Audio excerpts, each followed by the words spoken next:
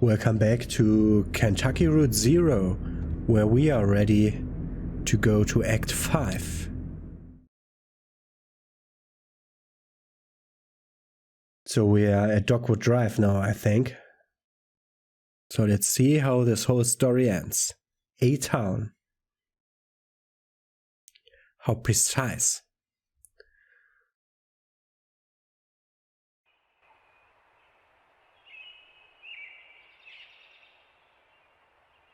Morning bird songs.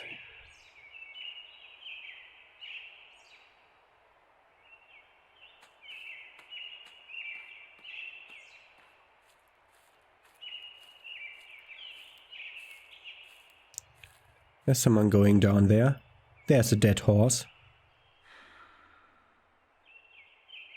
Ah, that's Ron.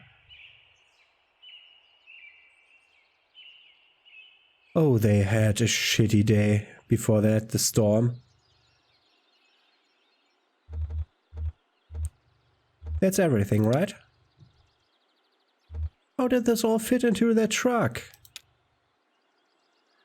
It's big on the inside. I think it rained. Rained a lot, I mean. The worms are gonna be out for sure. Have you ever heard a worm sing? They only sing if they trust you without reservation. The worm song is completely unique. What the fuck about the worm song? So where's 5 Dogwood Drive? Right, no idea, maybe we should split up? Okay, holler if you find anything. Ah. We are blue now. No, that's not blue. Blue has a straw hat.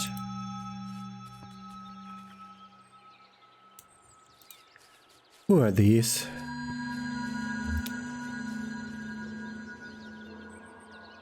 Jumuk and Johnny strain to hear the noises coming from the well. There's that weird sleepy singing again. It's kind of a reverent, a choir maybe? He shades his eyes with his hand. Oh, my eyes aren't adjusting to this light. Should we... do we want to borrow mine? They're kind of flickery, but okay, want to see? I'm okay for now.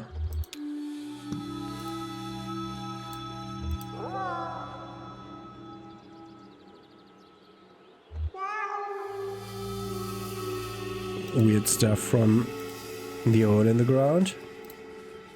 Are these people? Let's go over to Ron. That's a damn shame, that's what you call it. Yeah, I'm a cat, not a dog. Well, what do you know anyway? I'm sorry, I'm just upset. You're right.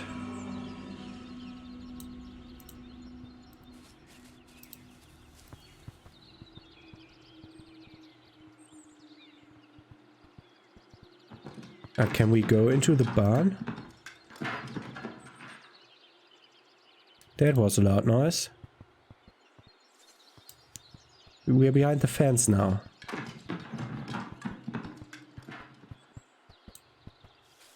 Let's go to this house.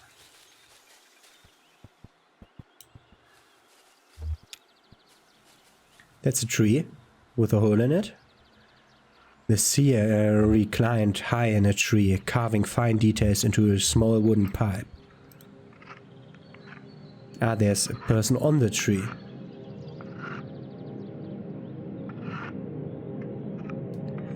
Did I just find the endpoint for the scene? I wanted to talk to all the people. Or are we having the trouble again where it does nothing? Ah, tree. She loved this spot, the height, the distance. She was always at a distance, watching everyone work. From this height, she could see the earth movers shaping the mounds under the draftsman's supervision. She could see him expecting his plan, the drawing he'd made for a game, the map. So not too sad. No, I think it should be happy. Right. I think it's a remembrance. Right. Like a monument. Totally. So they should be represented with dignity and respect, of course. Of course. But not to the point where it makes everyone feel they have to be serious when they're standing under it. Does that make any sense? No, yeah, it definitely does. I think I have an idea. Great. I'll just dig in. Thanks, Marianne. Happy to help. Ah, that's the receptionist, isn't she? The receptionist of the bureau. Ah, Ben, Emily, and Bob. Think it'll rain? No. I don't see any clouds. Huh. Well, it will probably rain anyhow. Just our luck. Oh, really? He thinks it's going to rain again tomorrow. No, I don't know. Animals have a sense for the weather. And we're done with the 3-person group. Is that a white cat? A croak reverberates inside the smoker. A frog slips out into the grass, too quick to see. Ah, I shoot a frog away from the smoker.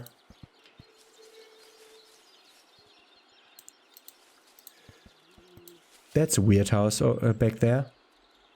Wanda snores softly. Ah, that's Wanda.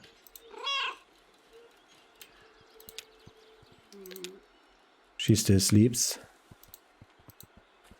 That's also weird houses. Is that Ezra? Will it still fly? But what is that? Oh yes, she just got banged up a little in the storm. What are you looking at? Where are you going to? I think that was broken.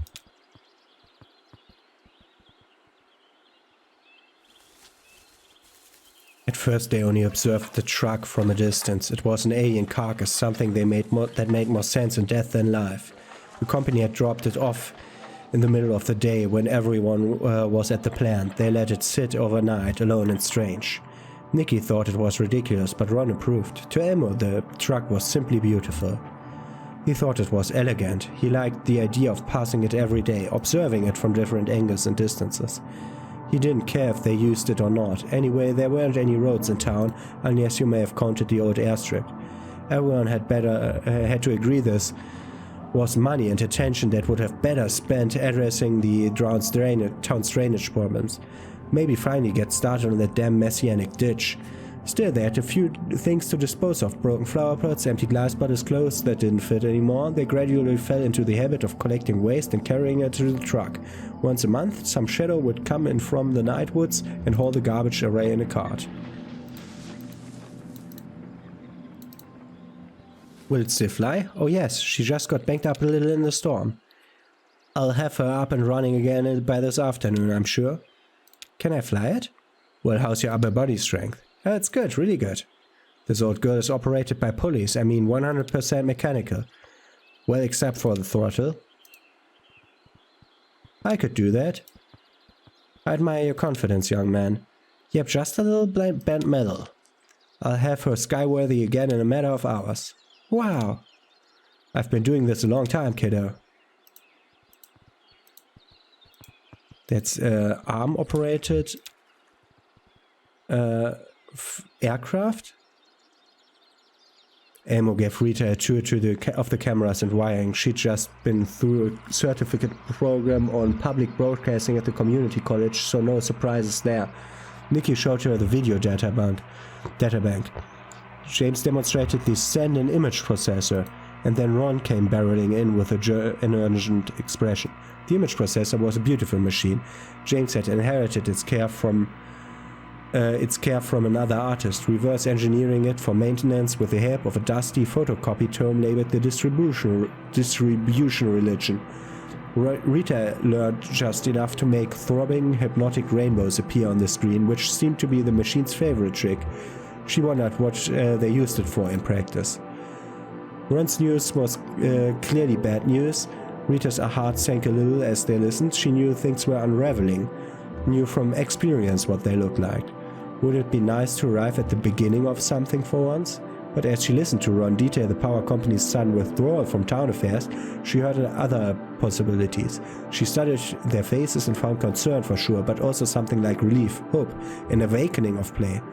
Nikki looked like she might have been daydreaming. These were people, Rita decided, ready to step out of the company's shadow and build something of their own. Ron said the TV station would still be funded by court order. Could that be their anchor?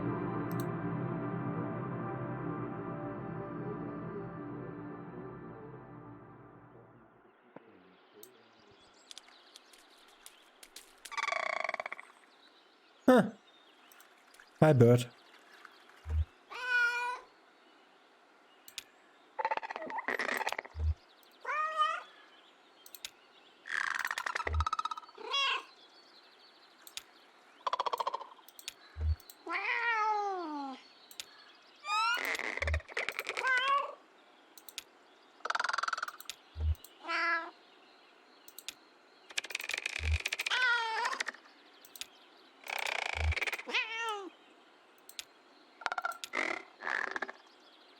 Yep, that was a conversation.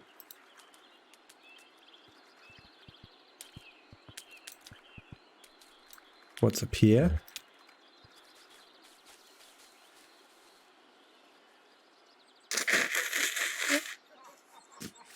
Six or seven men stood in the sun about a dozen yards from the ditch. He could hear them laughing. He tried not to hear them. Instead, he listened to the shovel punching through the dirt as he shaped the trench. It was wet dirt, mud really. It made a hungry sound as he shaped the trench walls. Glare from the noon sun made his sinuses tingle. The trench was a foot wide now. By the time he was done, he expected it to be about twice that and run most of the way from the middle of town over to where it could drain off into the creek. The laughter quieted into greedy shuckers, and he could feel the men approaching.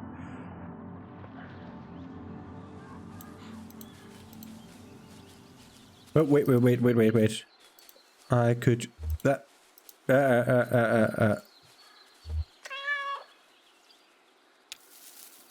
Something in the bushes.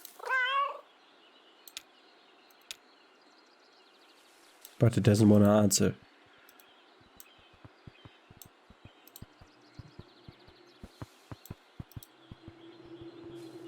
Someone moving again. Can we go to the church, please? I have no idea what I'm looking for here. I'm just going around. Oh, waffles for any weather. Well, let's go to these.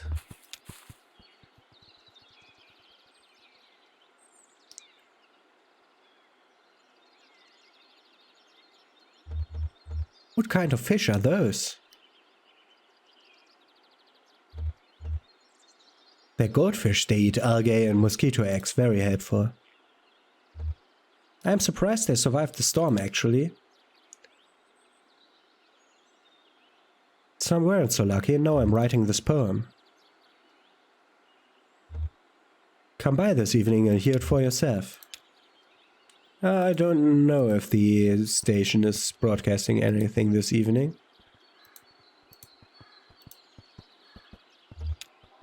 Wait. I can't abort it.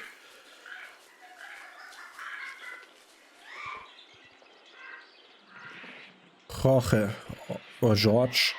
Must be Jorge. That's the Spanish way of writing that name, yeah. Scanned the shelf. He quickly found the book he was looking for. There were only a few dozen left, more shelves than books now. The result of an experiment called the new selection. Privately, he called it the Purge. But only privately, in small groups of reliable complainers. The unspoken rule was to hold back criticism as long as possible. Experiments needed time to unfold naturally, without the interference of doubt. Jorge would have preferred to complain more freely. Even the scheduled feedback circle sessions that had been losing their teeth lately, thought. A trend that coincided with Frazier's increasingly central role in the community. Frazier proposed and executed experiments just like any other like any other community member, but his experiments had a scorched earth quality. They were all destructive. He moved from one area of community life to the next in search of excess to cut back. Lately he turned his scythe to the library. The new selection meant decimating their store of books according to Fraser's own inscrutable criteria. Now we are guaranteed something vital every time we take a book from the shelves. No more time lost to printed shelf. Fraser's colorless voice echoed in Jorge's mind. He felt like spitting. Instead he tucked the book under his arm and set off for the woods.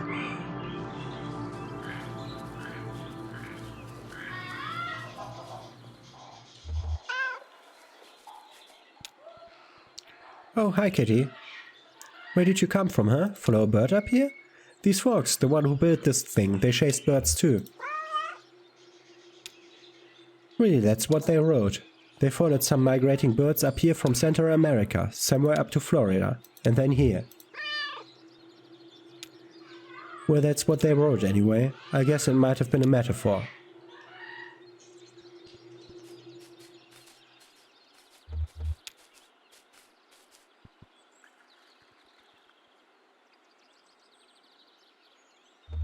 Wow, how do you get out of there?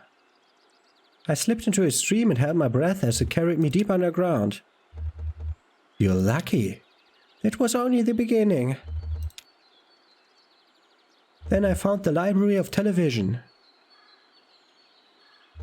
The sound was deafening.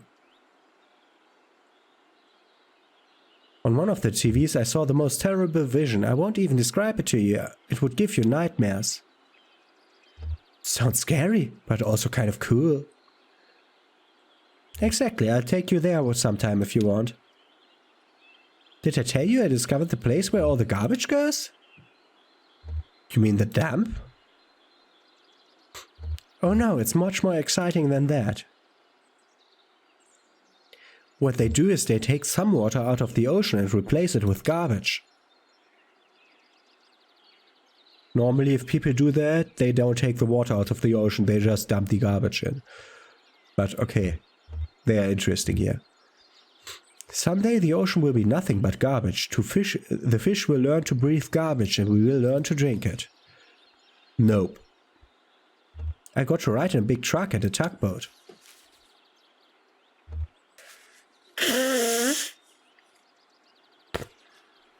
Then we both had quite an adventure. We should stick together. I agree completely. Yeah, I covered up the kids. Great.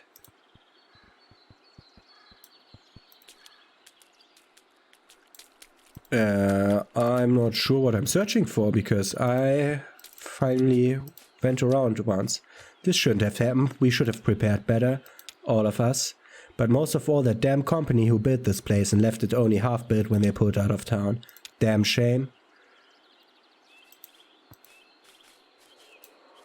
Let's look more into the middle. Thing is still there. What are you doing here?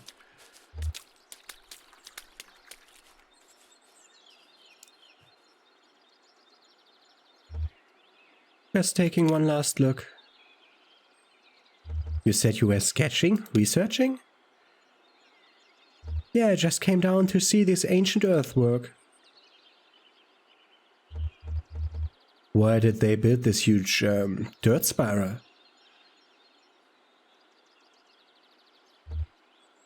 It's just art. It's all just art.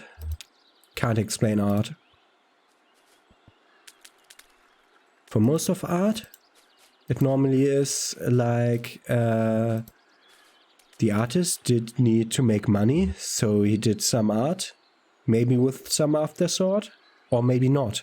And if he didn't have any afterthoughts, or second thoughts, or whatever thoughts about that, then whatever, some critic will come along and read something into it that wasn't there.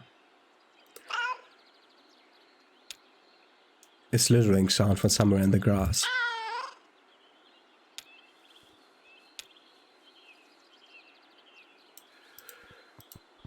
But the snake didn't show up. Ah, they're going over there.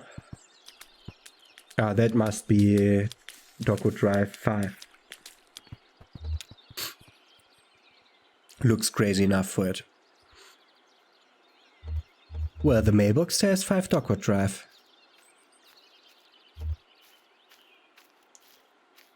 Is there a doormat? Sometimes the key is on a doormat. What am I saying? Strange to say, but I feel like I've been here before. Anyone else? It just showed up, the house. When?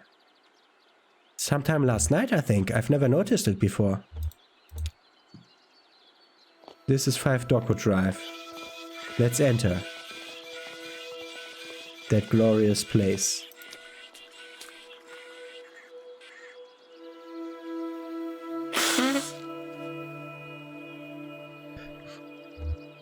It feels warmer in here somehow, right? Warmer and brighter. Nobody lives here? Well, somebody ordered some furniture. It's actually quite spacious. Yeah, you could fly a plane in here. What this town needs is a kitchen. There's so much room though, we could set up a whole studio. And at night we could look at the stars. I could set up a new workshop here. I could fix TVs again or whatever people need. Hell, I could fix toasters. One could really fit a lot of books in here. There's so much stuff just spread all over from the place from the storm. Maybe we could put some of those town's old stuff here, like on display, like a museum or a memorial. It may only be a show for the raccoons. At least there'll always be bugs. That's what I like about bugs. We saved what we could. Hey cat, I'll race you. From here to that pile of mail, okay? Come stand here. This is the starting line. Ready? Get set. Go.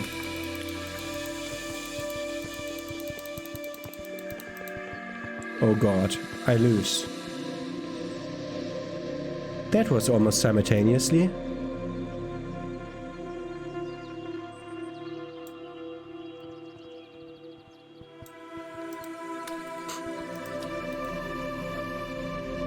Hey you.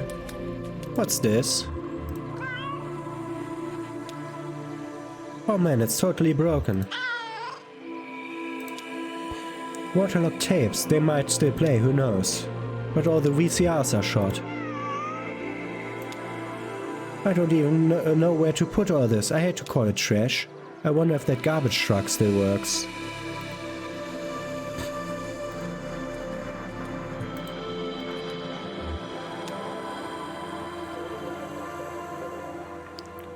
Nice little setup you've got. It ain't like it used to be. Oh, nice little setup you've got.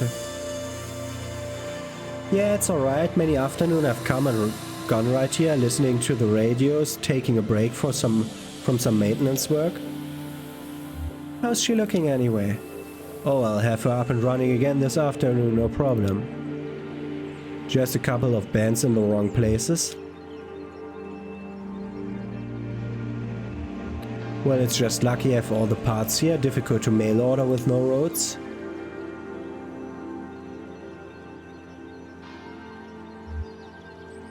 To tell you the truth, I've long suspected the reason Cass never wanted any roads here was just to keep the horses safe, and now they drowned.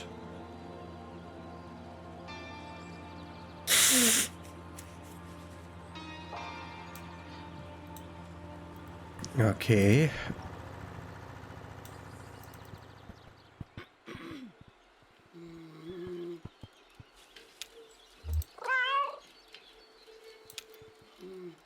Well, hello.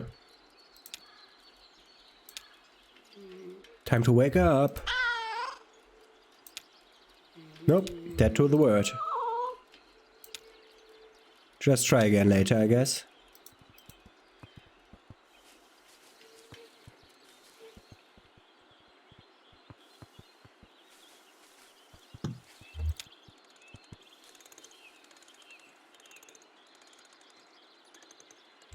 There's really never been a road to this place? Why not?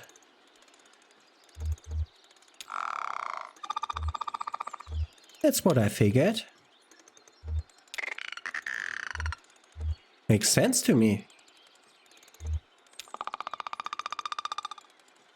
I guess we could, but it sounds like a lot of work.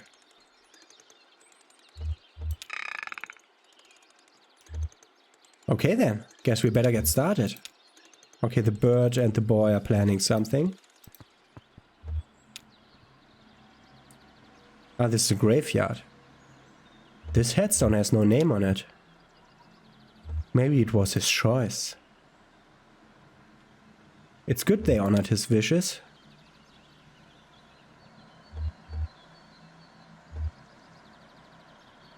Still, a burial is not only for the dead. A burial is mostly for the living. The dead are just dead.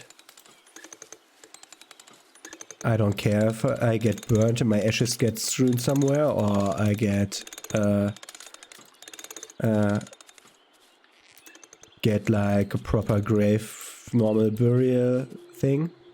Does it work? I don't know. I think you wind it here. No, it doesn't work. I could probably fix it. Oh, you could definitely fix it, man. And then you have a new robot friend. And then I'd have a new robot friend.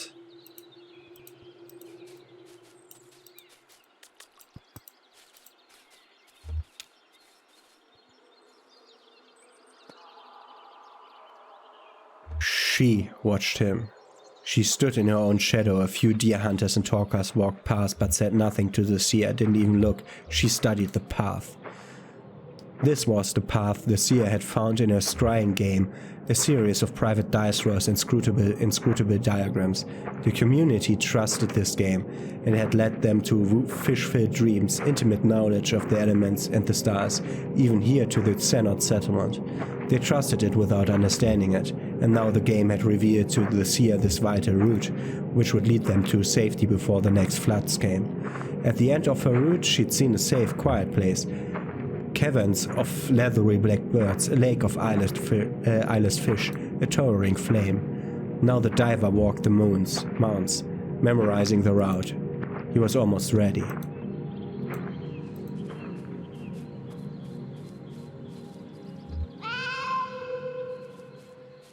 Ah, someone wants to play with me.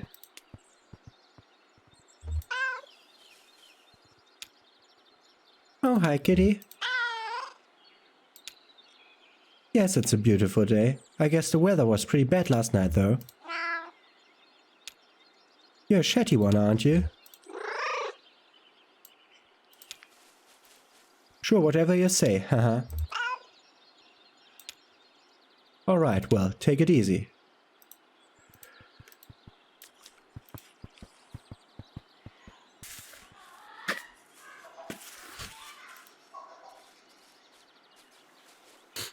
Lots of birds up there. Ah, there are more people here. Yeah, I'd be worried about that too. Well, it isn't just the rodents. The floors are mostly rotted, I think. You'd fall right through. I'm surprised they're still standing after last night. All the buildings? No, most of them have good bones. It's just these ones the power company built that are rotten. Oh, okay. Well, the power company moved in here a while back and set it up like their own little town. For the workers. But they didn't build them too good, huh? It's garbage. They couldn't be bothered. I lived in that one over there, in fact, when I first came here to work at the power plant. Oh yeah? I wouldn't set foot in there now, though. Haha.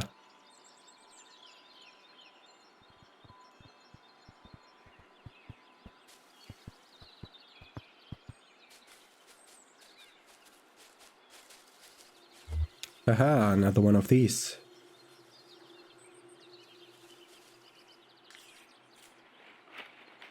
Rita tore up weeds. Amos stood next to her with a bucket. She passed him the uprooted weeds and he stuffed them in the bucket.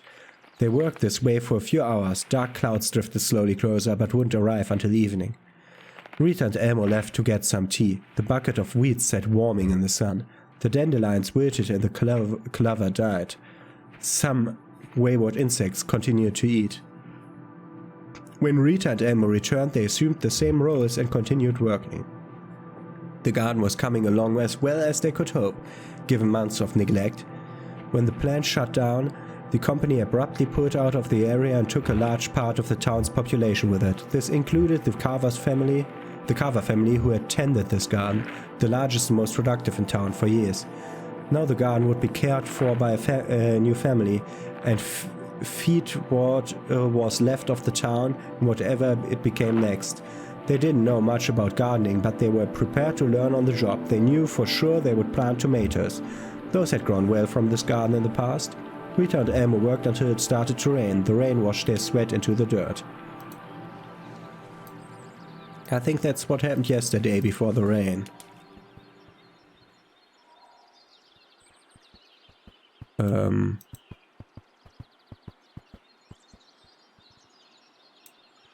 nothing here. I think I've been all around the old town. Ah, now they're here at the mail stuff. Let's check that in the next episode. Have a nice day. See you tomorrow.